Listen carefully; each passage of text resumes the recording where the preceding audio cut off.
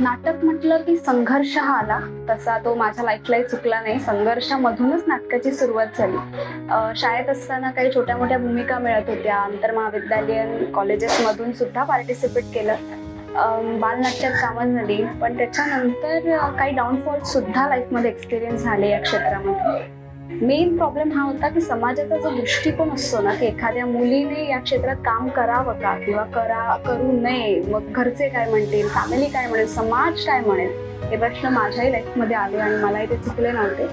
पण I think या सगळ्या प्रसंगांना किंवा या सगळ्या क्वेश्चन्सना तुम्ही जिथे थांबवून पुढे जाता ना, तिथे तुम्हाला तुमचा मार्ग सरळ दिसतो. आणि प्रश्न मलाही चुकले नाही, ते आले, पण मी त्या प्रश्न तिथेच कट करून पुढे गेले. त्यानंतर बऱ्याच वेगवेगळ्या मुंबईतल्या प्रायोगिक नाटकात कामं केली, काही गावी नाटकं केली, कोकणात नाटकं झाली. आणि लाईफकडून एकच इच्छा आहे की नवीन नवीन संध्या मिळाव्यात, नवनवीन भूमिका मिळाव्यात.